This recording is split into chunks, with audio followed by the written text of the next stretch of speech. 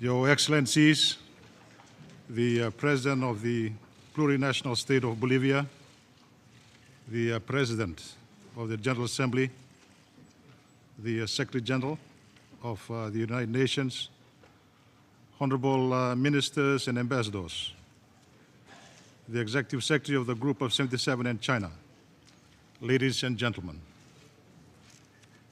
Good morning to you all, and I declare open the ceremonial meeting of the Group of 77 at the ambassador level, the handover ceremony of the chairmanship of the Group of 77 for the year 2014. You have before you the draft agenda and the program of the ceremony which was circulated. Are there any comments?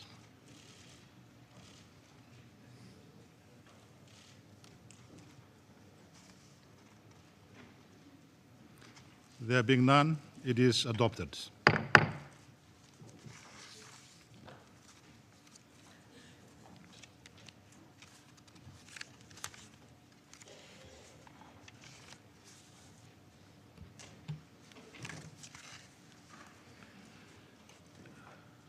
Your Excellencies, the President of the plurinational state of Bolivia, the President of the General Assembly, the Secretary General of the United Nations, Honorable Ministers and Ambassadors, the Executive Secretary of the Group of 77 in China, ladies and gentlemen.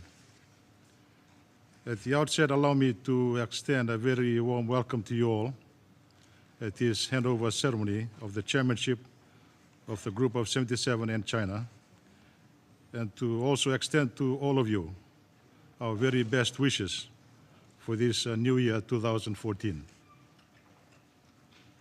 A year ago, you gave Fiji the great privilege of chairing the Group of 77 in China for 2013. In taking on that momentous role, we committed our country to honor the great responsibility you put upon us, with full respect for the duties entailed, holding the group's interest sacrosanct during Fiji's chairmanship. As we draw the curtain on our term as chair, it is now my pleasure to present to you a summary report of the group's achievements in 2013 and to provide some reflections on the experience accumulated as well as some of the challenges facing our way ahead. Excellencies, ladies and gentlemen, Fiji's chairmanship of the Group of 77 in China in 2013 coincided with a challenging agenda in the United Nations. It was a year when member states were tasked to implement the follow-up processes to the Rio +20 conference. A year when our political leaders reaffirmed their collective commitment to accelerate the achievement of the Millennium Development Goals by 2015. And a year that required us to deliberate on the creation of sustainable development goals in the context of the post-2015 development agenda. It was also a year when we had to decide on the UN budget for the biennium 2014-15 in the face of severe financial constraints. The magnitude of the challenge was reflected in the G77 chairs convening of over 400 coordination meetings of the group's hard-working experts of the UN's various committees in 2013. The chair also convened 26 G77 ambassadorial meetings during the year and prepared and delivered more than 150 statements on behalf of the group. In 2013, the group sponsored 32 resolutions in the second committee, covering a wide spectrum of macroeconomic policy issues and sustainable development challenges. We also sponsored 5 resolutions in the third committee, covering racism, women, family issues, aging, and international cooperation on humanitarian assistance. Both committees covered cross-cutting socio-economic issues like employment, international migration, and development. In the fourth committee, the group was successful in advancing our position on matters of UN public information policies and activities. We worked long and hard in the fifth committee to safeguard the development pillar of the work of the UN, to ensure adequate financial resources will be provided to enable the UN system to carry out its development mandates and responsibilities. Our experts covering ocean and law of the sea matters worked diligently to preserve the group's interests. And for the first time in the sixth committee, 2013 saw the group coordinating with a common position on the issue relating to the UN program of assistance on the teaching, study, dissemination, and wide appreciation of international law.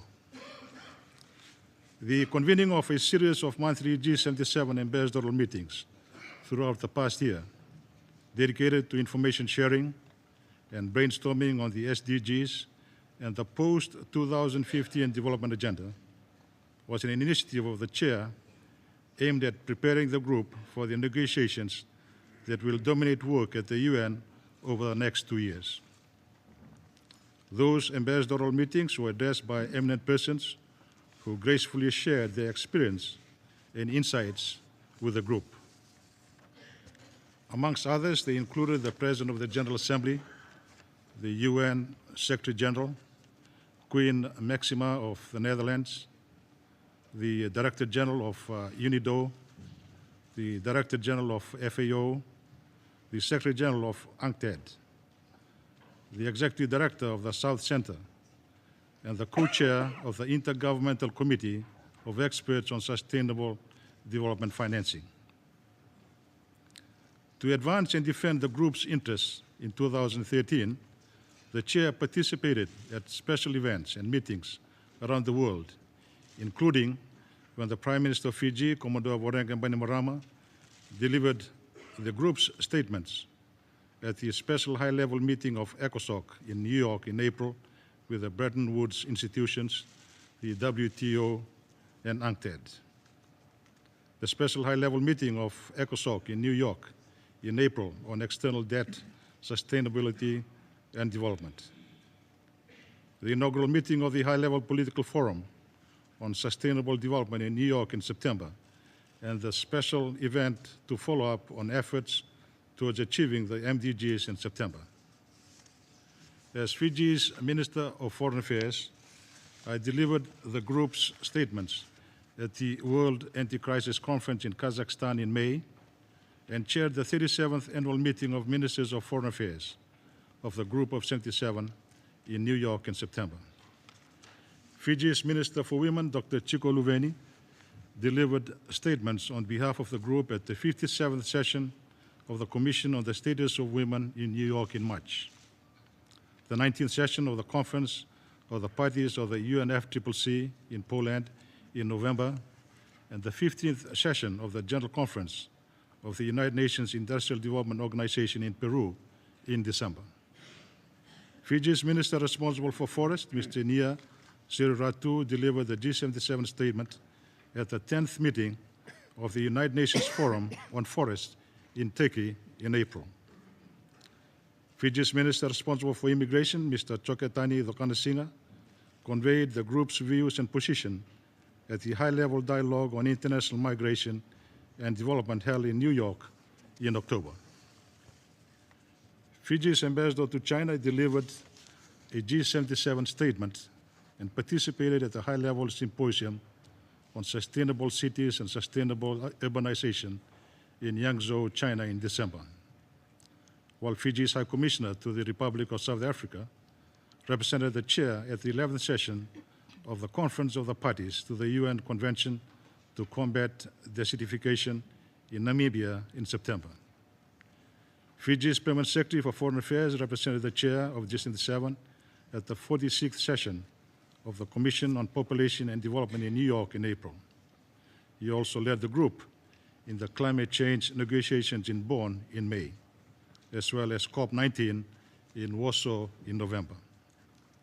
In all those meetings, the diplomats of Fiji's New York mission also attended to support the G77 chair. In addition, Fiji's permanent representative to the United Nations convened in Vienna in May a coordinating meeting of the G77 chapters from Nairobi, Paris, Washington, Vienna, Rome, and Geneva. He also represented the chair at the ECOSOC substantive session high-level segment in Geneva in July. The Fiji mission's DPR represented the chair at the high-level international conference on water cooperation in Tajikistan in August. An important initiative of the group that was facilitated by the chair in early 2013 was the visit to Washington, D.C. by a delegation of G77 experts led by 2 councils from the Fiji mission to hold interactive and open discussions with senior officials of the World Bank and the IMF. Excellencies, ladies and gentlemen, our unity, solidarity, and collective effort remain as the guiding principles in promoting our common interests. We are all aware of the magnitude and complexity of the challenges facing the group in the next 2 years as we accelerate the achievement of the MDGs, formulate the SDGs, and elaborate on a universal global development agenda beyond 2015. It was due to the group's insistence that we now have an intergovernmentally negotiated outcome document for the special event of the MDGs, which sets out the roadmap for the post-2015 development agenda. At that high-level special event, our political leaders reaffirmed that the implementation gaps of the MDGs must be addressed in the post-2015 development agenda. While we look ahead, we must draw on the lessons learned from the implementation of the MDGs and the continued impacts of the global economic and financial crisis. We should also take pride knowing that it was due to our collective demand that the open working group on the SDGs process began with a member-driven conceptualizing and mapping exercise.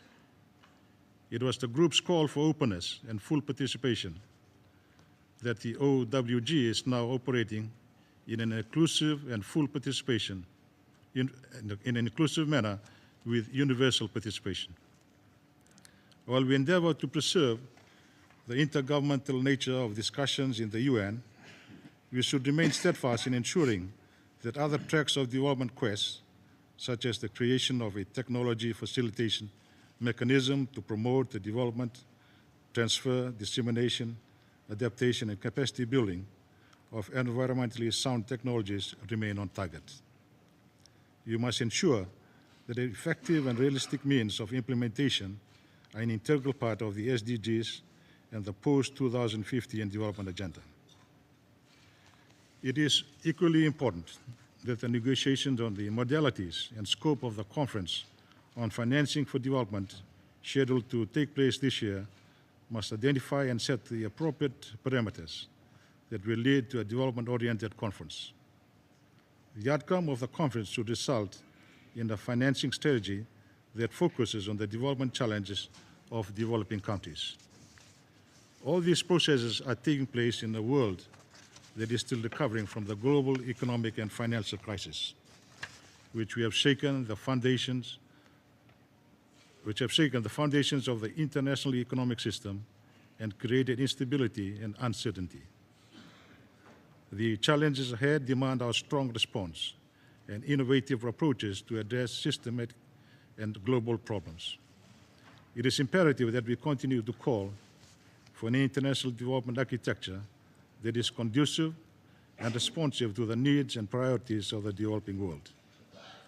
In this context, we believe we should stay vigilant on the need for institutional reforms of the United Nations system, including the Bretton Woods institutions, as well as the World Trade Organization, in order to ensure a greater voice and full participation for developing countries in all international discussions and policy making. It is our hope that the reformed Economic and Social Council will be able to discharge its sustainable development mandates more effectively under the political guidance of the newly established high-level political forum.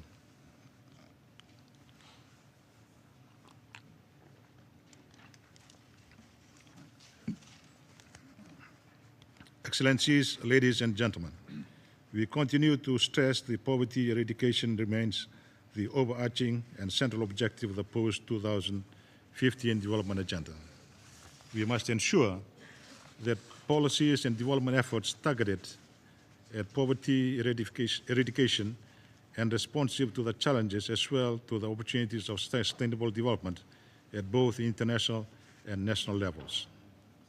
In this regard, we believe the group should continue to monitor and engage with the WTO process through close collaboration with colleagues in Geneva.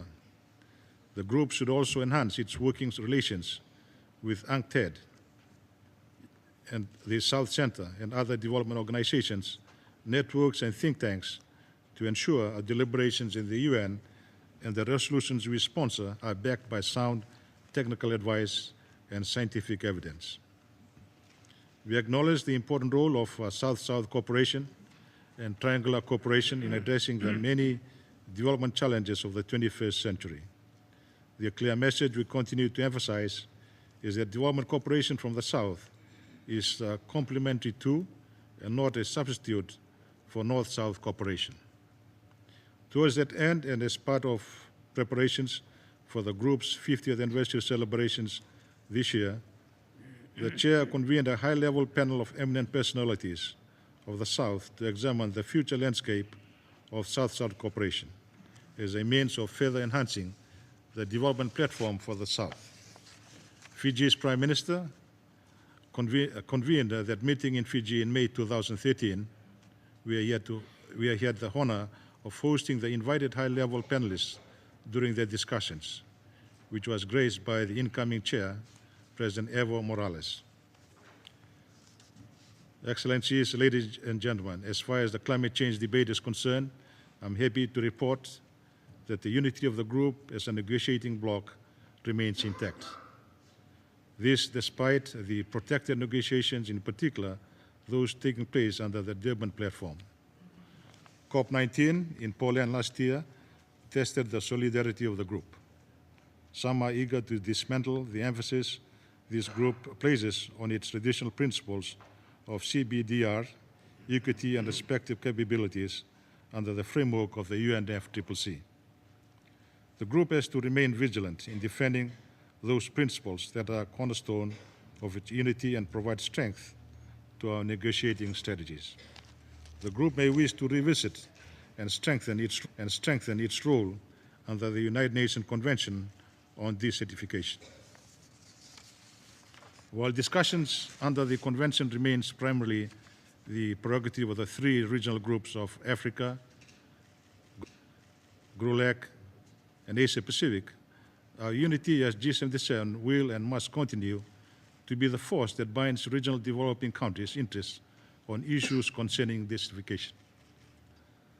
On the subject of the United Nations budget, the group has always played a critical role during the negotiations of the Administrative and Budgetary Committee of the UN General Assembly. The Assembly managed to agree on a resolution on the Senior Advisory Group report on the UN peacekeeping allowances. The Assembly also delivered the 2014-15 biennial budget in the closing days of 2013. We believe it would be in the interest of the General Assembly for the working method of the Fifth Committee to be revisited, in particular the practice of last-moment all-night negotiations. We also emphasize that for the good of UN service delivery to our developing countries, the group must give positive focus over the next 3 months to the Secretary General's initiatives regarding partnership and mobility. We move into 2014 assured that the many challenges we face will be overcome through the group's firm unity and solidarity. We will celebrate several International Day and International Year of particular interest to members of the G77. We will be required to work together to tackle the diverse and unique challenges faced by our members and subgroupings of G77. The convening of the third International Conference on Small Island Developing States in Samoa this year will require the group to work closely together in support of our SEEDS members. Excellencies, ladies and gentlemen, in conclusion, let me express our deep appreciation and gratitude to the member states of the Group of 77 and China for your constructive engagement, guidance, and support to the Chairmanship of Fiji. My sincere thanks also go to the President of the General Assembly and the Secretary General of the United Nations for their presence here with us today and their continued support and commitment in advancing the global development agenda. I would like to pay tribute to the Executive Secretary of the G77 Secretariat, Mr. Morad Ahimea, and his hard-working team for the untiring support they have provided us in servicing and supporting the Chair in the group coordinations in various committees and ambassadorial meetings during our chairmanship. On your behalf, I thank the G77 Secretariat staff of Arturo Lozano, Suzanne McCarvey, Vincent Wilkinson, and Mahmoud Ablan for their dedication throughout the year. Thanks also go to Jeffrey Howard and Paola Dua, who supported us during the course of 2013. Finally, allow me to express my sincere gratitude to the team of hardworking Fijian diplomats of Fiji's permanent mission to the UN, led by Ambassador Peter Thompson. They are a professional and dedicated team throughout. Using the terminology of rugby, Fiji's national sport, they promised not to drop the ball during the chairmanship. They kept their promise, and as I've reported to you today, they scored some goals along the way. The time has come to hand over the chairmanship of the Group of 77 in China to the government of the plurinational state of Bolivia. We have every confidence that under the leadership of Bolivia, the group's collective effort and perseverance will reach new levels in continuing the advance of the development agenda of developing countries during this critical juncture in the history of the United Nations. I would like to take this opportunity to renew to the President of Bolivia and his representatives the full support of Fiji as his proud nation takes up this high mission on behalf of the group. Thank you, and Vinaka Vakaleu.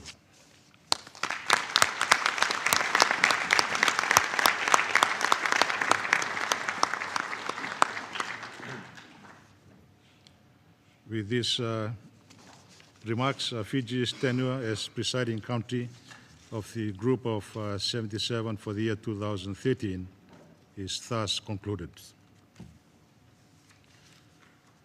Now I have the great honor and pleasure to pass the torch of the chairmanship of the Group of 77 to the plurinational state of Bolivia, and may I now invite the Honorable President of the plurinational state of Bolivia, His Excellency Mr. Evo Morales Ayama, and his delegation to assume the office at the podium. I invite the protocol to escort the distinguished delegation of the plurinational state of Bolivia to the podium. Thank you very much. Minister, for your speech and also strong support for mobility and